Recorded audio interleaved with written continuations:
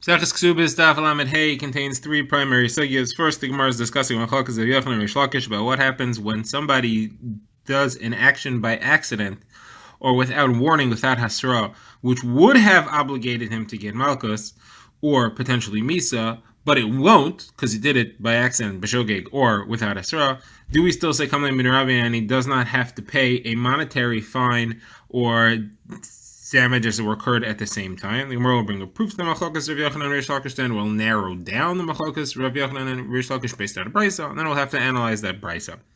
The next sugya will be the Gemara will take a step back to explaining our Mishnah, our old contradiction between our Mishnah and the brisa in Makos. The Gemara will explain according to Rabbah and according to Rish Lakish, who is the author of this brisa, how to resolve the contradiction. Towards the end of the daf, we'll bring in a brisa which goes to a different subject entirely, and that is a discussion of which women are not relevant to knas at all, and then we'll analyze briefly why they are not relevant and what the brisa was referring to. So let's begin. We're talking about kamei b'derabbanan, which is the halacha that if somebody gets a physical punishment, which could be malchus, that's lashes, or misa, either b'dei bezdin or b'dei shemayim or kores, any of these 3 or 4 things, you may potentially get out of any monetary fine that's incurred in the same action or through the same lav, as we've seen in Machlokes Hanaim, whether it applies and in what case it applies. So that's kamei b'derabbanan. Now, Rav Yochanan and Rish Lakish are discussing what happens if you did an action which should incur that physical penalty, but it doesn't, either because you didn't get warned or because you did it b'shogeg. Do you still say kamei b'derabbanan, and you get out of having to pay the monetary payment which would go along with it? So Rish Lakish says yes, because it was liable to a physical punishment, each according to his own opinion. Therefore, you get out of the monetary punishment, even though you never actually ended up getting the physical punishment. Rabbi Yochanan says no, it's only if you actually got it. So first, the Gemara is going to bring a proof. This proof goes both ways depending on how you set it up. You have the proof and an answer, or you could flip it and have the answer used as the proof, and then the original proof is the actual answer. And each version would be a proof to Rav Yochanan or to Rish Lakish. The proof is from the pasuk that says that if somebody is fighting with another man and he hits a woman by accident and she's pregnant, so if there is no ason, if she doesn't die anish, he gets a financial punishment if she does not die, which implies that if she does die, he's out of that financial punishment. So you see that it's only if she dies. Now, when we say that if there's no ason, meaning that she's hit but she doesn't die, what does that mean? So the Gemara first wants to say that means that she doesn't die actually. But if she does die, even if the person never gets any punishment for it because he didn't have a warning or because he's a shogeg, whatever it is, then he still would not have to pay because kamei b'derabbanan, even though he never got the physical punishment that's associated with it. The Torah only makes the kamei b'derabbanan dependent on the fact that the woman didn't die. So that's then therefore a proof to Rish Lakish. So Gemara says no, when it says that she didn't die, it doesn't mean that she didn't actually die. It means that he didn't end up with the penalty caused by her death. It means he doesn't get the misa for killing her. So that could be either because she didn't die or because he wasn't warned or because it was a shogeg, whatever it is. Now the Gemara flips it and says there's another version that has it as proof to Rav Yochanan, where our later assumption is our first assumption. The proof to Rav Yochanan would be when we say that if she didn't die, the assumption that we'll start with is that it's talking about where he doesn't get the punishment for killing her, and therefore the proof is to Rav Yochanan it's only in a situation where he doesn't get the punishment for killing her, or in any situation where he doesn't get the punishment for killing her, even if she dies, as long as he doesn't get the punishment because he's an onus, or because he's a shogeg, or because he was not warned, whatever it might be, he would not therefore be able to say kamei b'derabbanan, and therefore he would have to pay. And the Gemara says no, it's just talking about anywhere where she dies. It's not talking about where he doesn't get the punishment for it. It's talking about anywhere where she dies, he doesn't have to, even if he never actually gets the punishment, he still gets out of it because kamei b'derabbanan.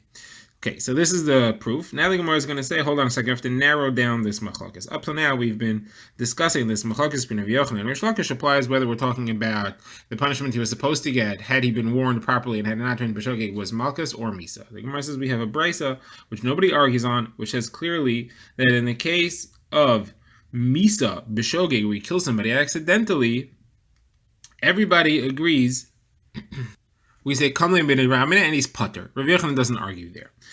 Where do you see that? So the Gemara quotes a brisa, which is Tana de Bechizkiah, which makes a drasha. The drasha links somebody who he hits and injures an animal to somebody who injures and hits a human. The pasuk discussing each of them are together. It says Umaki vehem yishalmena umaki adam yumas, puts the two together. Somebody who hits and injures an animal, somebody who hits or kills a human. That's listed together one after the other, and that links the two. The linkage of the two is to teach me, just like in the case of hitting an animal, you have to pay for the damage you did, no matter what type of hitting it was, whether it was on purpose, whether it was by accident, whether it was intentional, whether it was unintentional, whether it was an upward stroke or a downward stroke. In all these cases, you injure an animal, you have to pay for it. That's also linked to the case of killing a person, that you don't have to pay for him monetarily, irrespective of what happened. Mezid, shogeg, meskavein, ein meskavein, upward stroke, downward stroke, whatever it is, the halacha is uniform. So the way this Tanit de Bechizkiah is explaining the link between hitting an animal and the same phrase make, but here it's killing a person, is that both of them the halacha is uniform. It doesn't make a difference shogeg or mezid. Therefore, this Tanit de Bechizkiah is clearly saying that if you kill a person b'shogeg, you don't have to pay because you get kamei b'deramine. So Rabbi Yochanan can't possibly be arguing on that. So the Gemara says, therefore, their argument is not when the case of where you killed somebody by accident. It's a case of where you caused yourself a chiyuv malkus by accidental malchus, which therefore you don't get, an accidental chiyuv malchus, which therefore you don't get because you weren't warned, and b'shogeg you don't get malchus. What would be the halacha? That's the machagas between Rav Yochanan and Rish Lakish. Rish Lakish says you don't have to pay kamei b'deramine, and Rav Yochanan says, well, you never actually got the malchus, so therefore you do need to pay. What is the machagas based on? Machagas is based on, do we have a link between a chiyuv malchus to hitting the animal? We all already saw the link exists between killing a person to hitting an animal. Is there a link between malchus to killing an animal? Rav Yochanan says no.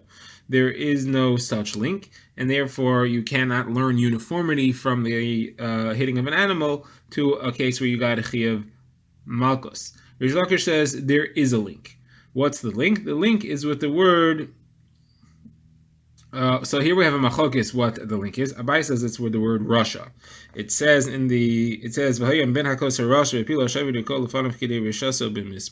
so he calls him a Russia. That's hitting another person, which obligates one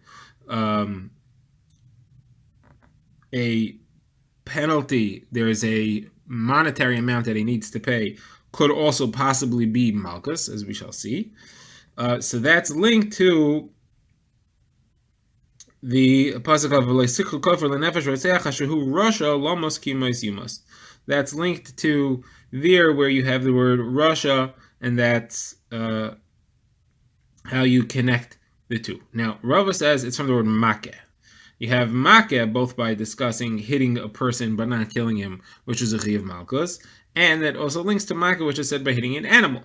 So therefore, you have the link straight out. It says, hold on a second. This is not going to go so fast. Where do you have Makeh and Makeh? Makeh you have by hitting an animal that we saw. It says Makeh behem yishal meno. Where do you have Makeh by hitting a person? We don't have that anywhere. Makeh adam yumas we have, but that's where you kill the person. That's not where you hit the person. And we're trying to show that hitting a person, which is a chiyuv malchus, is connected to hitting an animal. So Gemara says, well, maybe it's from the fact that it says Make nefesh behemo yishalmena nefesh tachas nefesh. Right after it says v'ishki yitain mum ba'amisay. So Gemara says yitain mum. That means you injured the person. That's true, but it doesn't say make. You're learning a drasha from the word make. There, you injured the person. It doesn't use the word make. So Gemara says, okay, no. So it's not the word make. It's the action of hitting that we're comparing. Hitting the person here, where you created him a mum and you hit him. That's linked to make behemo. All right. So those two are linked. Gemara says, hold on a second. Not so fast. You're linking malchus b'shogeg to hitting an animal, but the malchus b'shogeg you're talking about is where you hit a person. If you hit a person, the halacha is you don't get malchus. The halacha is you pay knas, and you only pay knas, and you don't get malchus. So how could you be linking a case? Okay, it's true he violated a lav when he hit the guy. technically the chiyuv malchus exists, but the halacha is that you don't get the malchus. How can you link that to a case of hitting an animal and say, oh, I linked chiyuv malchus to hitting an animal? You didn't link chiyuv malchus. You linked hitting a person to hitting an animal, but you're not actually going to get malchus for that. Which says, no, you could get malchus for that. How do you get malchus for that if there's no money to pay? If the hitting that you caused didn't cause him a nickel's worth of damages, so you don't actually have to pay anything. In that case, you will get malchus. You won't have the monetary payment to absolve you from the malchus that you should be getting there. So the Gemara says, hold on, you want to see we're talking about where there's nothing to pay and it's getting malchus? That's what you're linking? So then how are you learning from here that there is no difference in the halacha where there's kamlin ben ramin or there isn't? Here you're talking about where there's no chiyuv money. The whole thing we're trying to learn out is you're connecting the din of make of hitting an animal to the din of getting malchus, that you would still say that there's a p'tur of kamlin ben ramin. Here there's no p'tur of kamlin ben ramin. You don't owe any money because there was no damages. So when it says, okay, it must be talking about where you ripped a shirt while you were hitting the guy. So the damages that are incurred are a side point, and there's no potential that the potential kable b'dirabimine is talking about something else. It's talking about where you caused another side damage at the same time, and that's the tearing the shirt. Here there is malchus. We don't have exeris akasav that says in this case you pay and not get the malchus. Here you will get the malchus and you're not going to pay for the shirt because kamli b'diramine.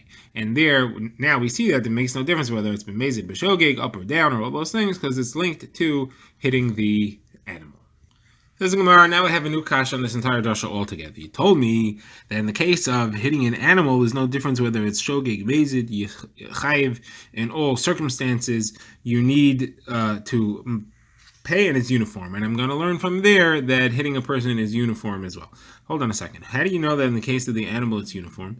Maybe we're talking about where you hit the animal on Shabbos. If that's true, then there's a big difference. If you hit it b'mezid, you caused it a wound on Shabbos, you were just Mechal Shabbos. Now you have Kamli ben Ravine because you're going to get Misa for causing a wound on Shabbos. You're not going to pay in the case where it's b'mezid. In the case where it's b'shogeg, you'll be patur from Shabbos, then you'll be able to. So maybe there's a big difference here between, even in the case of the animal, there's a big difference between mezid and shogeg. How could you learn uniformity from there to the case of somebody gets malchus, somebody who does an action that incurs malchus? You want to learn from there that that's uniform. The case of the animal itself might not be uniform if it's talking about Shabbos. So when it says it can't be talking about Shabbos, and I'll prove it to you, because look, the pasuk puts together hitting the animal and killing a person. That's in the same sentence. So we're talking about the same scenario where you hit an animal and you kill the person on the same circumstances. Now it says if you kill the person, you get misa for that. If that's the case, it's obviously talking about where you warn the guy. Right? You can't get misa where you didn't warn the guy. So it's talking about where you warned him. Now, if it's talking about where it was Shabbos and you warned him, then when you hit the animal and you caused him a wound, he's going to get misa for Chol Shabbos. He's going to get misa for Chol Shabbos. He's not going to pay anything because there's definitely coming to around me. So you can't tell me that that's what we're talking about on Shabbos. If we're talking about Shabbos, you wouldn't have a circumstance where you would end up having to pay anything. So obviously we must be talking about only during the week. If that's the case, that's definitely referring to where it's uniform, and I can learn from there that the halachas are uniform in other circumstances. Gemara now goes back to analyzing why our Mishnah rules that there is knas for a woman who is a victim of ones in a number of circumstances. Our Mishnah had said that even where the ma'anes is getting malchus, there's still, or he should be due malchus, there's still knas anyway. I think Gemara was trying to figure out how that works. So Gemara had said at some point that it's Rabbi Meir, because Rabbi Meir holds that there's no kamli b'diramine, you can get both malchus and knas. The Gemara knows a problem is that we've just said that Rabbah explains Rabbi Meir that Rabbi Meir holds really there is kamli b'diramine, but knas is different. Knas is an exception. There's no kamli b'diramine on knas because it's not a damage. It is a special chiddush, and therefore you can get both malchus and knas. So Gemara's problem now is, if that's true that knas doesn't have the rules of kamli b'diramine, how come if a person's manis his daughter and he gets miso through the beis din, there our Mishnah clearly says later that he gets out of knas. He does not have to pay knas. Well, you just told me that knas is different. There's no kamli b'diramine on knas. So how come chiyav misa b'dei beis din does get him out of knas? So Gemara therefore says, well, Rabbi will maybe say that the Mishnah is not Rabbi Meir. Let's try some other options. So first of all, the Gemara says maybe the Mishnah is Rabbi Nechoni ben Hakana. The opinion of Rabbi Nechoni ben Hakana we've seen earlier. Rabbi Nechoni ben Hakana holds that Malchus does not get you out of Knas. You don't say Kamli b'Ravine on Malchus. Just like Rabbi Meir, he holds that way. Also, if a person is Chayav Malchus, he can pay Knas also. So maybe the Mishnah is Rabbi Nechoni ben Hakana, and you don't have any kasha from the fact that a person's Chayav, the person is Chayav Knas in a case of Bitoy, because Rabbi Nechoni ben Hakana doesn't hold that Knas is an exception. Rabbi Nechoni ben Hakana holds that you simply, he seems to not hold of Kamle b'Ravi Minei by Malchus. So Gemara says there's a problem, and that's if Rabbi Nechoni ben Hakana does hold of Kamle b'Ravi Minei by Kares. He holds that if somebody's getting Kares, then he can't pay anything. So the Mishnah listed Achoso. In the case of Achoso, there is a Chiyav Kares. The Chiv Kares should get him out of paying Knas, but the Mishnah says he does pay Knas even by Achoso. So therefore, Rabbi Nechoni ben Hakana is not going to work. So then the Gemara says, well, maybe it's Rabbi Yitzchak. Rabbi Yitzchak, we've seen, holds that in a case where there's Kares, there's no Malchus. There's no overlap of Kares and Malchus together. That being the case, he could say that in all these cases, because there's Kares, there's no Malchus, therefore there's no Kamle b'Ramine. Malchus is not going to get you out of Knas because there is no Malchus. And Kares never has Kamle b'Ramine. Kares doesn't get you out of Knas because you don't say Kamle b'Ramine on Kares at all, according to Rabbi Yitzchak. Gemara says there is a problem, and that there's still a case in the Mishnah that has Malchus. That's Mamzeres. Mamzeres is not Kares, and therefore it is Malchus. And therefore, there should be Kamle b'Ramine. Again, Rabbi Yitzchak holds that Malchus gets you out of Knas. He just holds that there's no Malchus. So therefore, we're still stuck. Who then is the author of the Mishnah? So the Gemara says, let's try to bring in a Machlokes between Rabbi Yochanan and Rish Lakish. Rabbi Yochanan had answered that Pshat of the Mishnah is talking about where he wasn't warned, and therefore he can't get Malchus. The reason he's getting Knas is not because of is that really there should be Kamle b'Ramine, and he shouldn't get Knas. He should only get Malchus, but he wasn't warned, so he can't get Malchus. That's what we are referring to. So the Gemara says that's all good if Rabbah, who said this Pshat Rabbi Meir, they were trying to figure out if Rabbah holds like Rabbi Yochanan, but he holds like Rish Lakish, who says that even in case where there's no hasra, there's no warning, you still say Kamle b'Ramine and he doesn't pay Knas. You still have no explanation who is the author of the Mishnah. So the Gemara says, therefore, we'll have to conclude that Rabbah holds like Rabbi Yochanan, and therefore his explanation of the Mishnah will be that it is talking about where there was no hasra, and that's why you're paying Knas. All right, that's the Gemara's conclusion there. Now the Gemara has another question, this time on Rish Lakish. Rish Lakish says that in all circumstances, even if you didn't get Asra, even if it was B'Shogeg, you still have Kamle b'Ramine and you get out of Knas. The first question is, who argues on Rabbi Nechoni ben Hakana? Who's the one that holds, in a case of a situation where a person is Chayiv Kares, who's the one that holds that you still have to pay, and you get Knas or Tashlumin there also. The problem is that this person is talking about where a person is obligated to get Kares, and he says that you still have to pay. The problem is that Kares also carries Malchus. Someone who gets Kares also gets Malchus for the lav that he did. So according to Rish Lakish, how is he ever going to have to pay? What's the case where he has to pay? He's getting Malchus. The Rav Nechoni ben Hakana says he gets out of Malchus because he got Kares, and the Chachamim argue on him and say no, he doesn't. He has to pay Knas. But if he got Kares, he's also getting Malchus, so he should get out of it because of the Malchus that he's getting. Now Rav Yochanan, you can answer. We're talking about where he didn't get Asra, so there's no Malchus. But in there's Kares, but there's no Malchus. But according to Rish Lakish, you can't say that because even if he didn't have Asra, he still should get out of it. You should still say Kamle b'Ramine. So the Gemara says the answer will be it's either Rabbi Yitzchak or it's Rabbi Meir. Rabbi Yitzchak holds that when there's Kares, there's no Malchus. So he's saying you don't get out of it because of Kares, and there's no Malchus in the case where there's Kares, therefore nothing gets you out of the Knas. Or it could be Rabbi Meir holds that a person could get both Malchus and Knas. You could have to suffer from both of those. Kares, we would have thought, got you out of it. But this Tana disagrees with the Chaim He holds Kares doesn't get you out of it. Malchus never gets you out of it, so you get Malchus and Knas both of them. And that's the Gemara's conclusion of this entire topic.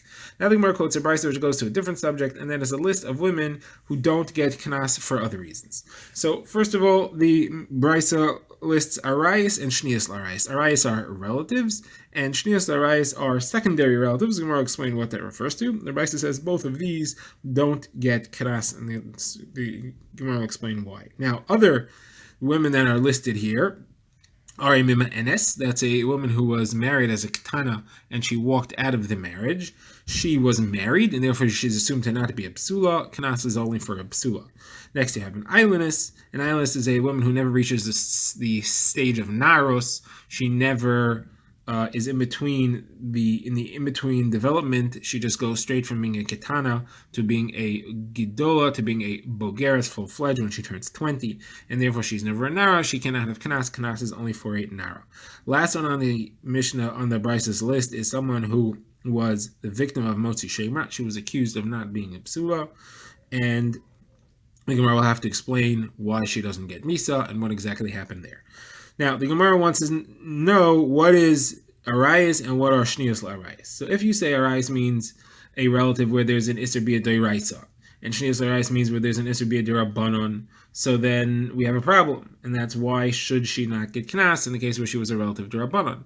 She's a relative d'rabbanon, fine, but d'oraisa, she's permitted. And therefore there's no iser d'oraisa. So there's no iser because of the relation. He's a regular manis. He should have to pay knas.